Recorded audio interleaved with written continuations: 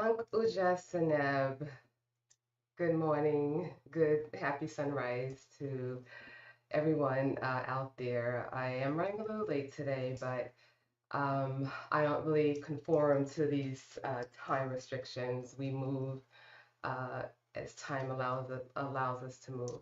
So anyway, as I promised, I am here to impart and go through the sunrise devotion. This is a form of Kemetic worship that we can engage in. Um, it's a part of a threefold spiritual practice, and so that means ideally we should do it in the morning when we rise or sunrise, and then again midday or in the noonday or as close to noon as possible, and then once again in the evening.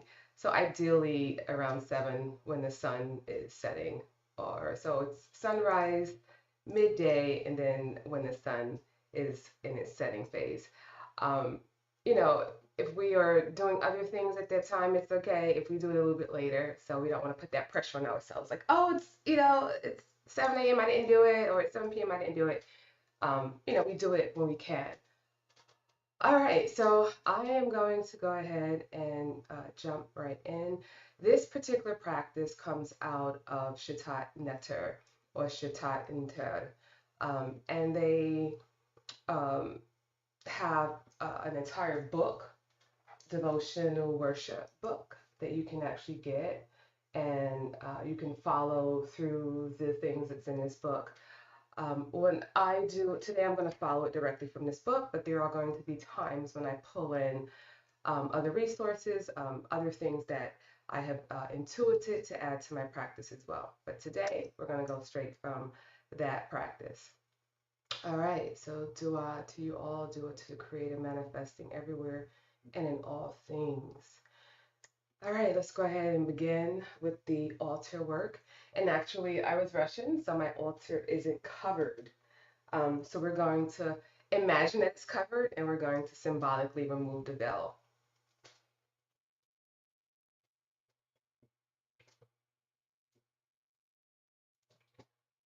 When we remove the veil or the cover from the altar, it symbolizes the removal of the veil of ignorance. And the veil of ignorance is considered all of the things that obstruct us from realigning ourselves with divine consciousness, from manifesting our divinity. And sometimes it's just ignorance. Sometimes we just don't have the knowledge. We don't have the information to help move us, right, in that direction. And so I tell people it starts with the desire. Once we truly desire to align ourselves with higher consciousness and be divine vessels, then that desire stimulates the multiverse, right? It stimulates us to move in certain directions and we get guided. And that guidance come through the energy of Netarit Aset. All right, so that is what removing the veil symbolizes. Next, we light the candle.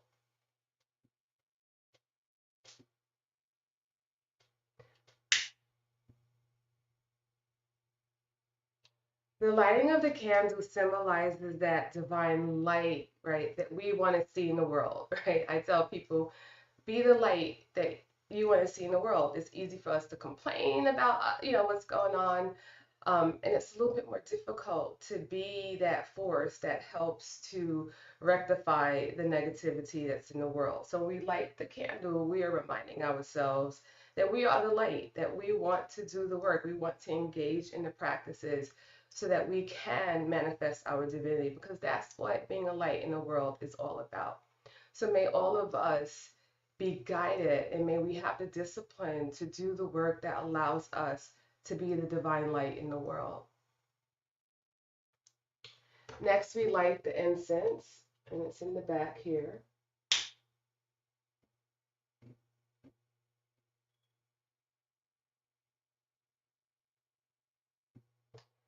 The lighting of the incense symbolizes the fragrance of our personality, right? When we light incense, normally they're really sweet smelling, right? They're a nice fragrance, right? So we want to remind ourselves when we're lighting the incense that we want our personalities to exude a divine high vibratory essence, right? We don't want to be that person that's cursing people out and bringing negativity into spaces, right? We want to go out into the world and exude that sweetness, right? That comes with being a true aspirant, a true person aspiring to manifest their divinity.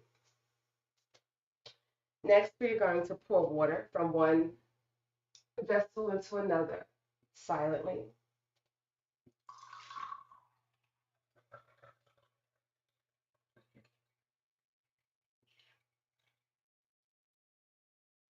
When we pour water from one vessel into another, we are symbolically reminding ourselves that we want our consciousness to flow into and in alignment with divine consciousness, with the consciousness of the Creator.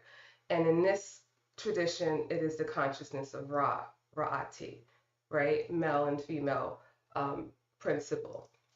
And so it is a symbolic reminder that as I go out into the world today, I'm going to have my witnessing consciousness in place, my Amun or my Amin consciousness, so that I can watch my thoughts and tweak them when I'm starting to think negative. I'm going to watch my feelings and start tweaking them when I'm starting to emote negative emotions. And that is how we begin to align our consciousness with higher consciousness, with divine consciousness. So we use that witnessing aspect of who we are to watch us and gently guide us and nudge us to say, hey, is this in alignment with higher consciousness right now? I don't think so. Let's shift that, and so that we can get back in alignment. And if this is your first time watching any of my talks, I have a lot of talks on my YouTube channel that helps us engage in this practice. All right. The next thing I'm going to do is I'm going to make offerings to the divine, right? I'm also making offerings to the divine self, the divinity within me. And so I'm going to offer this live full offering. And it's symbolic of me offering, in the scripture, it says 1,000 beef and 1,000 geese.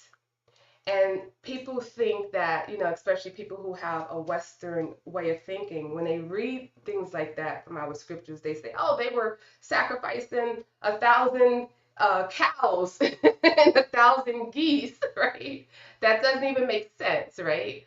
So it's symbolic. The representation is I'm going to offer the heaviness, right? All of that male energy in that female energy, right? Because a lot of times we are either operating more so in one, right, energy, either the male energy or the female energy. And when we offer our maleness and our femaleness to the divine, what we're saying is we're offering the very thing that causes us to not be at one, right? It's that duality aspect, right? The maleness and the femaleness.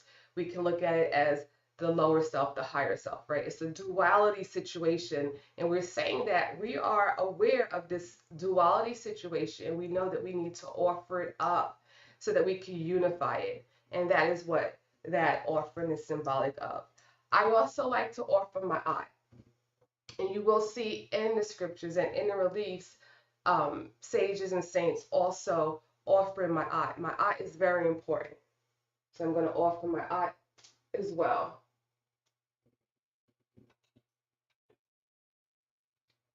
And when we offer my eye, we are saying that I am going to move through this day and I'm going to keep those precepts of my eye close to my heart. And we don't have to keep all 42 close to our heart, right? If you watch my midday worship or devotion, I talk about being in tune with the ones that we know we have challenges with, right? So if I know I like to tell lies a little bit, because it's fun to me, or I don't know, I have some kind of wiring in my brain that's, I don't know, pushing me, and I talk about that in my Ma'at series. Some people are hardwired to tell lies. Whatever it is, then you put that in your heart and you walk with that and you use your witnessing consciousness again to see when you're engaging in that, and then you start to tweak it and say, that's not in alignment with my art, and I'm offering my art to the divinity, to the divine self, and in essence to the divinity within me. So that's how we do that. All right, so now our altar is set, and now I'm going to prostrate before the altar. I actually should have prostrated. Normally, after we remove the veil, we prostrate, so I didn't have the veil, so I kind of like got thrown off, but it's okay. I'm going to prostrate now. And I'm prostrating on this altar. I have an image of Ra and Aset standing on his feet.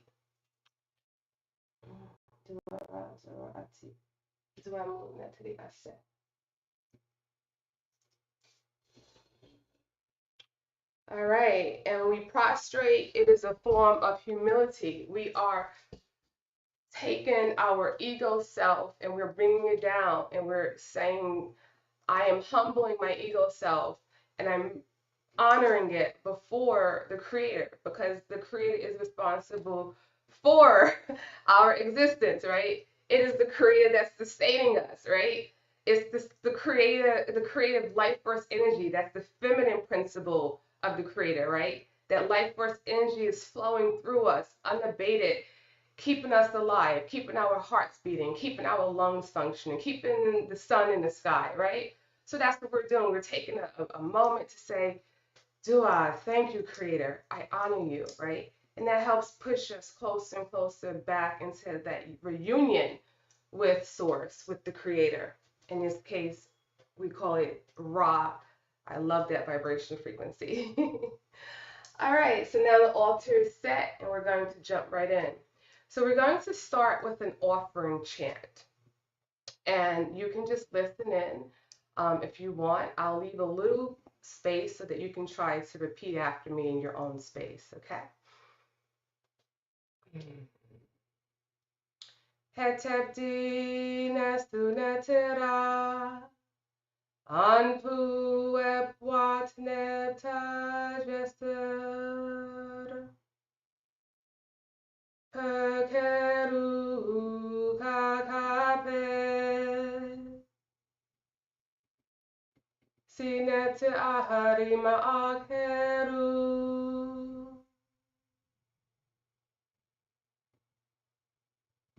hotepti nestunetera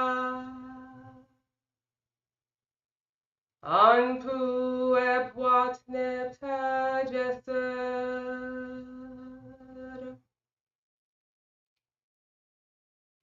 perkeru kakape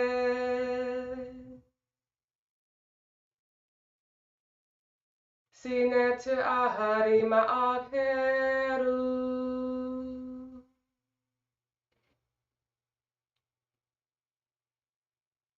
hotepti nestunetera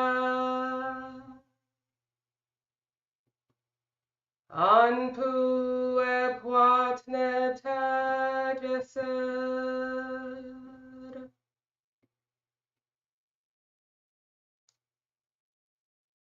perkeru kakape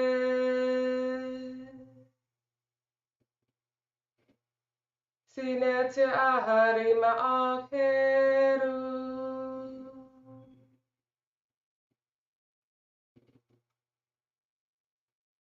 hotepti nestunetera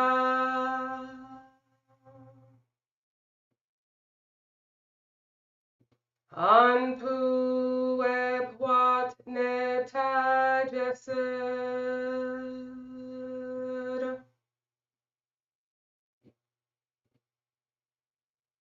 perkeru kakape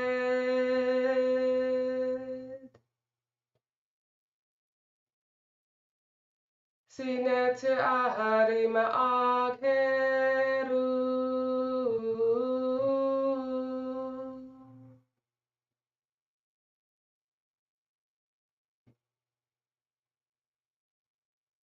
An offering is given to the Supreme Divinity and to Anpu and Wepwat, Lord of the Sacred Land. The spoken offering is 1,000 beef maleness and 1,000 geese femaleness. This causes the divine to make one true of speech. Hattab.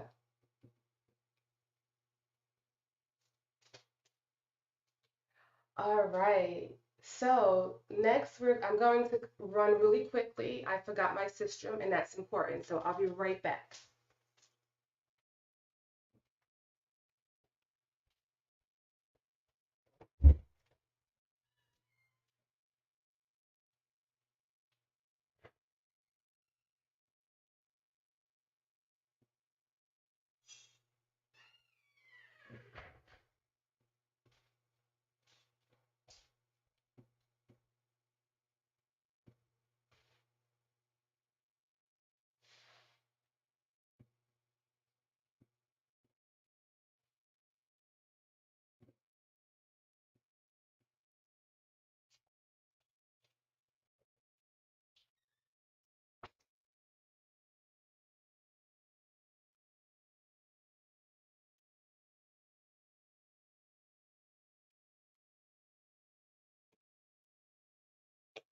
All right, I'm back. And divine blessings to everyone who's on live this early morning. And I see your messages in the chat. Door for that love energy. All right. Oh, let me just honor the altar because I left and I'm coming back. All right. So next we're going to recite what's called the Four Great Truths of Shatat Inter. And I love the Four Great Truths because they're easy to remember. And if we take them and we impregnate them in our unconscious mind, in our subconscious mind, and we carry them in our heart, it's like a quick recipe, right? A quick reminder of how we can truly transcend this realm of existence and how we can really move towards our immortality. And again, if you watch my other talks, I talk about all of this, right? I talk about the true purpose of life. And that is ultimately the end game, right? It takes many lifetimes to get to that point, and it's okay. But when we're ready, there is nothing that can get in our way, okay? So these four great truths are like little seeds, little reminders that tell us we got the formula. We know we can do this. We're going to do it, all right? Again, I'll leave a little bit of pause space for you to repeat in your if you would like to.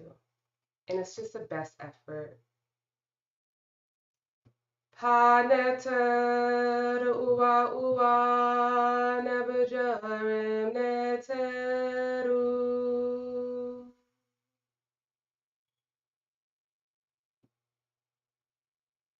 Paneter uwa uwa nebujarim neteru.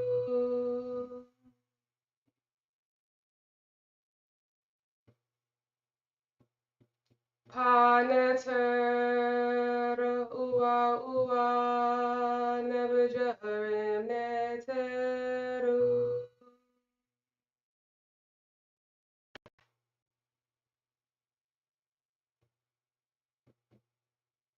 Paneter uwa uwa nebujarim neteru.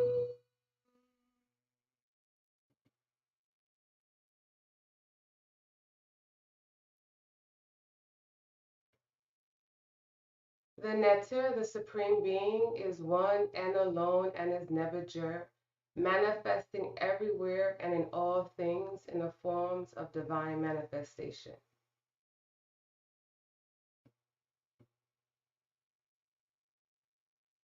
On my heart, sweet that you said, Sekamen.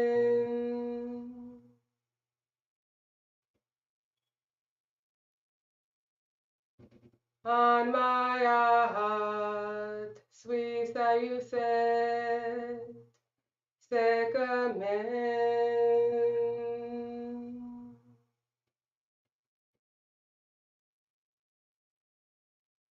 On my heart, sweet that you said, Segamen.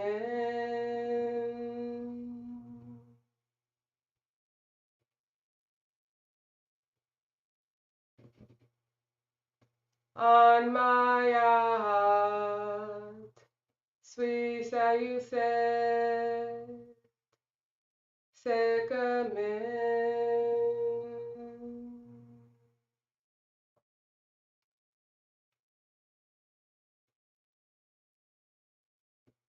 Lack of righteousness brings fetters to the personality, and these fetters cause ignorance of the divine.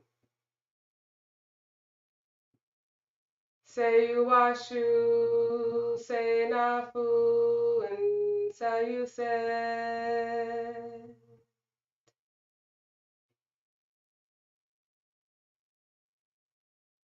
Say you washu, say nafu, and say you say.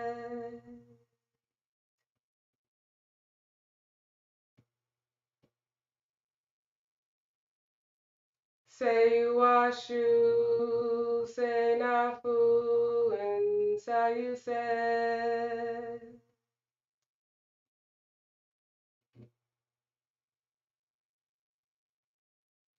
Say you washu, say nafu, and say you say.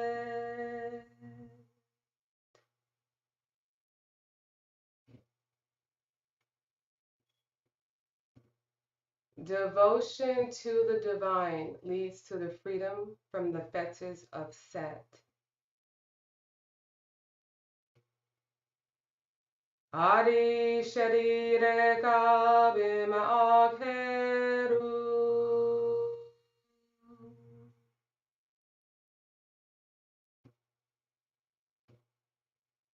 Adi sharire kabe ma'akheru.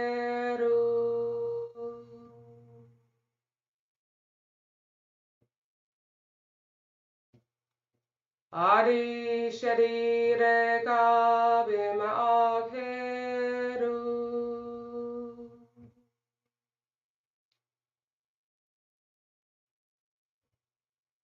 Adi sharire kabe ma'akheru.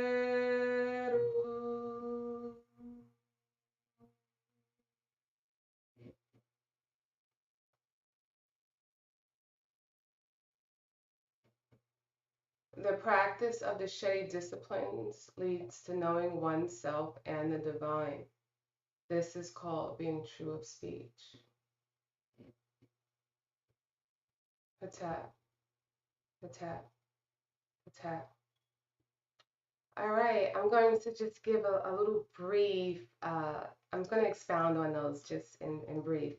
So the first great truth, right, is talking about the overstanding that we are one with the Creator, because the Creator manifests everywhere and in all things, right? So, other traditions look, I was listening to a battle the other day, I think it was an Israelite battling a Kemetic person, and it was crazy.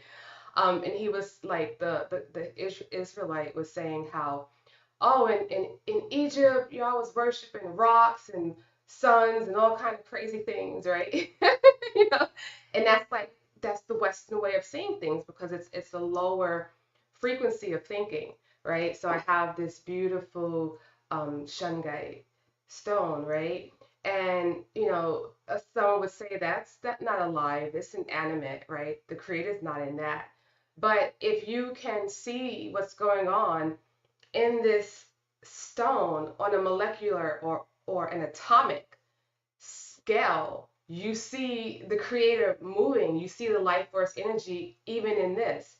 And so that first great truth is establishing that the creator is manifesting everywhere and in all things, and therefore it is especially within us, and we just have to gain access, right? We just have to understand that, overstand that, and then we could begin to move like the creator and start to manifest those three qualities, that omniscience, that omnipotence, and that omnipresence of the Creator, right? The second one talks about the ma'at and the anma'at, right? So it talks about when we are living outside of ma'at, it creates these fetters, and these fetters are lower vibratory thoughts, right? Emotions and behaviors. So jealousy, envy, hatred, all of these are considered negative fetters that obstruct us from realigning ourselves with the Creator, the Creatress. And so that's what that second one is reminding us and telling us. So that's why that my art offering is so important, right? And then that third great truth is simply letting us know that devotion is key, devoting ourselves to the divine. And doing this practice, doing this altar work, doing this devotion is a way that we are devoting ourselves to the divinity. Walking with those ma'ati and precepts, right? Engaging in higher philosophy teachings, fasting, taking care of the body, right? All of those things are considered an act of devotion. And then the last great truth lets us know that doing this work, right, doing this Shade practice is what's going to allow us to truly transform. So, good tap. All right. Next, we're going to go into the hymn to Ra, and I will just chant that again one time out loud. Normally we do it 4 times, but I'm going to do it 1 time. Dora keft ubenef, ema karapadet impet, anatesh rake, itiim kepera, kepera ke mam neteru, Kake ubinke pesimuke, katiim sutineturu, erinek mutnut, awihim erinini, manuim heptep heptu mayatitra. I'm actually going to do all 4.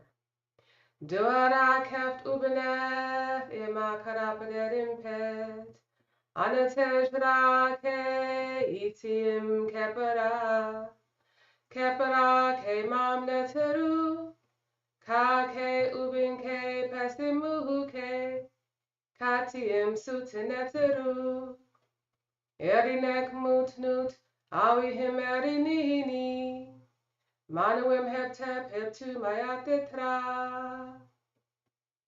Duara keft ubenef, ima karapadet impet, Anatesh rake itiim kepera, kepera ke mam neteru, kake ubinke pesimuke, katiim suteneteru, erinek mutnut, awihim erinini, manuim heptep heptu mayatitra. Duara keft ubenef, ima karapadet impet, Anatesh rake itiim kepera, kepera ke mam neteru, kake ubinke pesimuke, katiim suteneteru, erinek mutnut, awihim erinini, manuim heptep heptu mayatitra.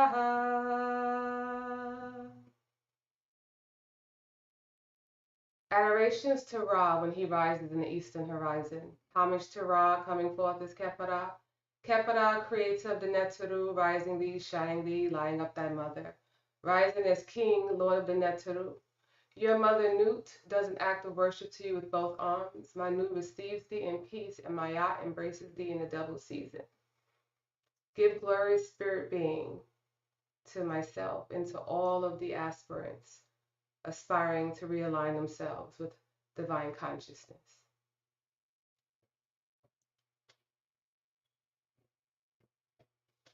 Tap, tap, tap, tap.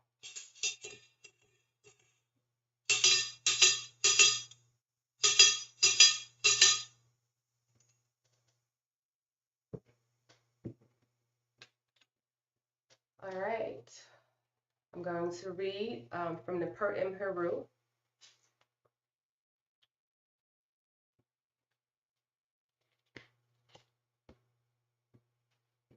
And it's entitled Adorations to Ra when he rises in the eastern horizon of heaven. From the hymn of Ra, number 1, from the Per Im Heru. And so when we read from the Per Im Heru, there's lines where we actually put our name in. So I'm going to be saying my name. And if you want, you can just say your name at that portion, okay? So that these words can be attributed to you. Behold, Asar, Aset, Akutim Ra, Meri Ra Hatep, bringing divine offerings of all the Neteru. Asar speaks thus. Asar, Aset, Akutim Ra, Meri Ra Hatep speaks thus. Homage to thee who comes in the form of Khepri. Khepri, the creator of the Neteru. You rise and shine, illuminating your mother, goddess Nut, the sky, crowned as king of the gods and goddesses. Your mother Nut worships you with her 2 arms. The western horizon receives you in peace, and Maya embraces you in the double season. Give Asar, Aset, Akutim Ra, Meri Ra Hatep, glorious spirit being and spiritual strength through righteous speaking. Grant the ability to come forth as a living soul, so that Asar, Aset, Akutim Ra, Meri Ra Hatep may see Heru of the 2 horizons. Grant this to the Ka of Asar, Aset, Akutim Ra, Meri Ra Hatep, who is righteous of speech in the presence of Asar, the divine self. Asar, Aset, Akutim Ra, Meri Ra Hatep says, Hail to all the Neteru, weighers of the house of the soul, in heaven and on earth, by means of the scales of my At, who are givers of life for sustenance.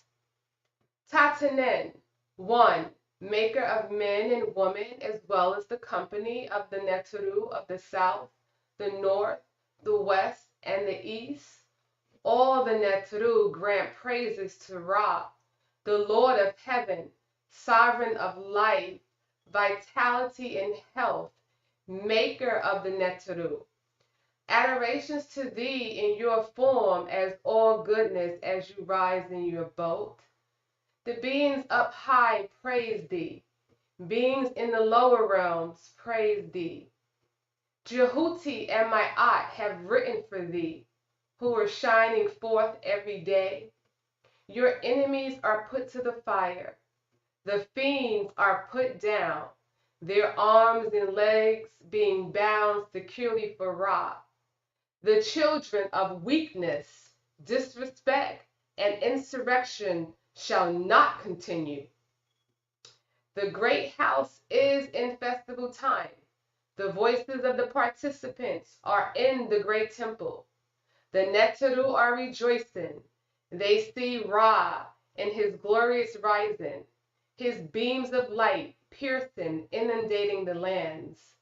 This exalted and venerable Neter journeys on and unites with the land of Manu, the western horizon, illuminating the land of his birth every day. And at the same time, he reaches the province where he was yesterday. Be in peace with me. I see your beauties and I prosper upon the land. I smile and I defeat the ass fiend as well as the other fiends. Grant that I may defeat a Pep in his time of strength, and to see the pilot fish of the divine boat of Ra, which is in its blessed pool. I see Heru in the form as the guardian of the rudder.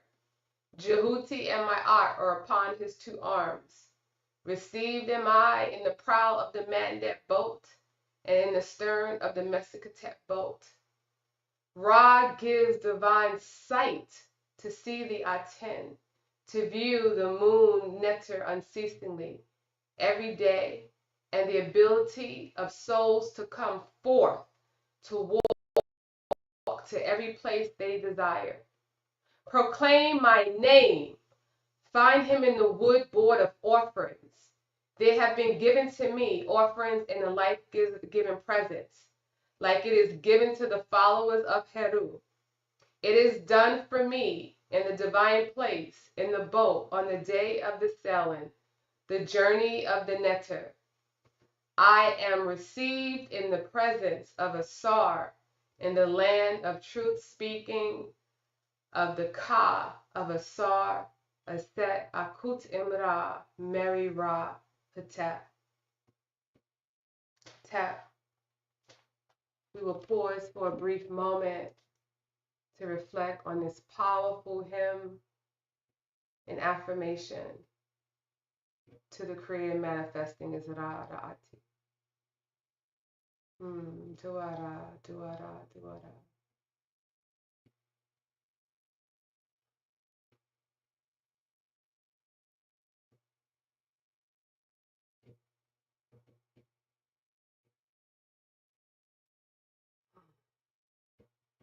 Tap.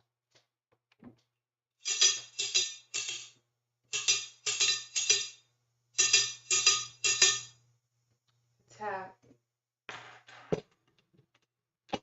And moving forward on one of these sessions, I will probably go ahead and expound and take that beautiful reading from the Per Imheru and take it from line for line and discuss it so we can fully, I want everyone to fully understand it. Like when I read it, I'm like, oh, because I feel the power, and hopefully you felt it as well. But we also want to fully understand everything that we're reading. All right. Next, we're going to do a chant. And this is an Adorations to Ra Tehuti. And this is from the hymn to the hymn of Aten by Akhenaten. All right, so this was written by Akhenaten. Dua Ankara Kuhuti, Hae Mahaket, Imrene, Im Shuim Aten, Diang Jetahe, In Sultan Ang, In Mahayat, Neheptawi, Nefer Keperura, Uwahin Ra.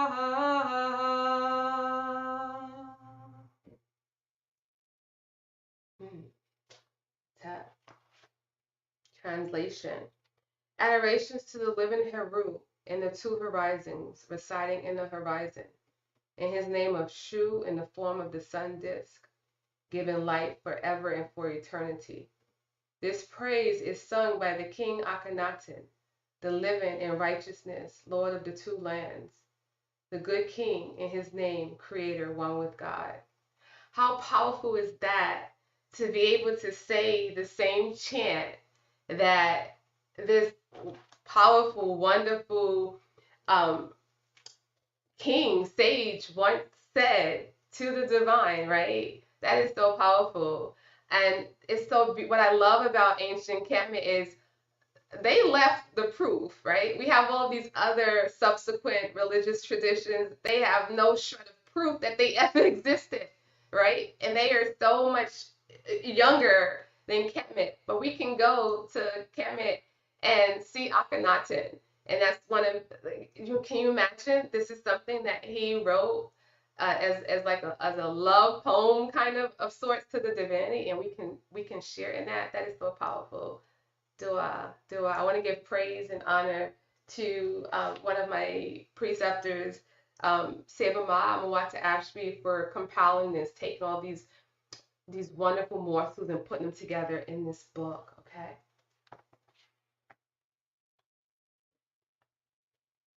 All right. Next, we're going to invoke the divine presence of Ampu, Ampuat.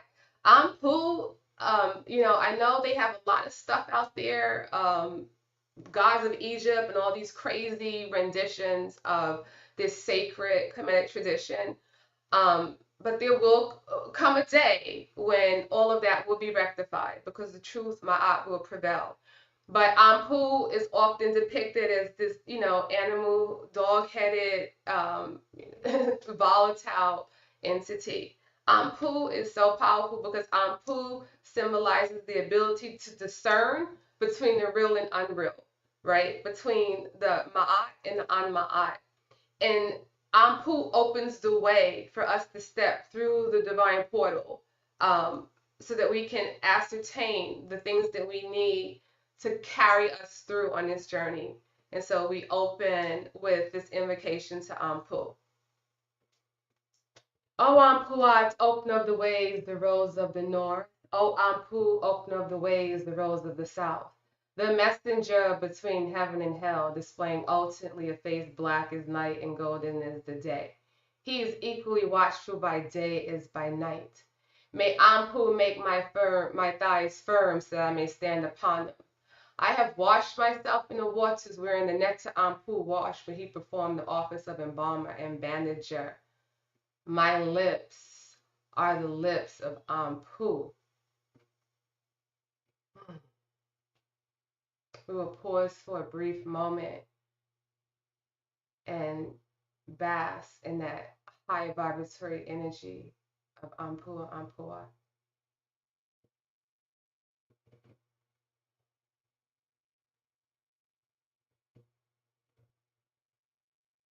I pray to Ampu that he opens the way for every person participating in this live, and every soul that watches this live, this session going forward, this devotion going forward.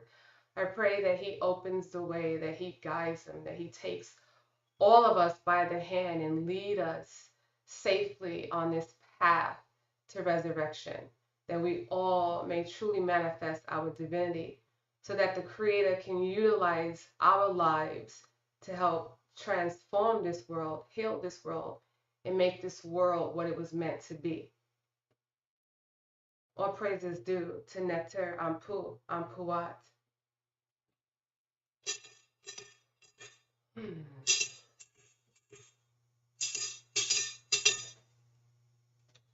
All right. Next, we will recite the hymn to the invocatory hymn or prayer to Netari Aset. O benevolent Aset, who protected her brother Asar, who searched for him without wearying, who traversed the land in mourning and never rested until she had found him. She who afforded him shower with her wings and gave him air with her feathers, who rejoiced and carried her brother home. She who revived what was faint for the weary one, who received his seed and conceived an heir, and who nourished him in solitude while no one knew where he was.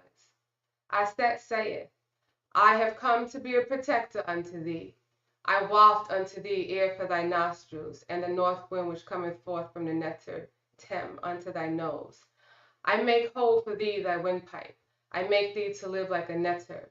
Thy enemies have fallen under thy feet, and I have made thy words to be true before Nut, and thou art mighty before the Neteru.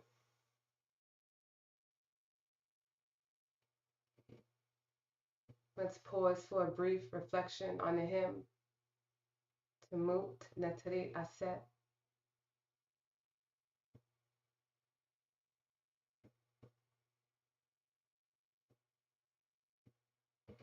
Aset bestows upon us the divine wisdom and the devotion that we need. So once we create that desire in our heart to do this work, to truly transform ourselves and to become immortal gods and goddesses, or the Neteru walking on this planet like we once were, then that desire creates a vibratory frequency that attracts Neteri Aset into our life. And then you will hear things like, go here, go there, watch this show. And that's her guiding you to the wisdom teachings, to the tools, to the instruction, to the things that you're going to need to be successful on this journey. All right. I love Guys Aset. She is extremely powerful. When you become Heru, and that's just simply the aspirant, the person aspiring, right, to be that Christ, that is where that story came from. It's not about something outside of you. It's about awakening that within you. Aset becomes present in your life. guaranteed. So dua tamut natalit aset. All right, we're going to close that out with a chant. It's an affirmation to ourselves and to the divine. Nuk amastu impa nuk sal kesu imne impa adu anuma nukeri paharu. I give myself to the divine, I keep myself daily for the divine, and I let tomorrow be as today. A tap, a tap, a tap. All right, we're going to go into the last portion of this worship, and that is to hear the divine word from the Creator. So I already petitioned the Creator for a word to share with you all, and I got one, and it's another powerful one. Last week was powerful, this week is powerful again. And this comes from the Husa, written by Dr. Maulana Karenga, an amazing book. He took different Kemetic scriptures from different sages and saints, translated the glyphs into English for us. All right. This one comes from the book of the sage Ka Kepera Saneb. All right. Would that I knew what others are ignorant of, something that had not already been said, that I might speak and have my heart answer me, that I might explain to it my distress and shift to it the burden on my back and speak of that which afflicts me, that I might tell it what I suffer and breathe a sigh of relief afterward. I meditate on what has happened, on the things which have come to pass throughout the land. Changes are taking place, and it is not like last year. One year is more troublesome than the next.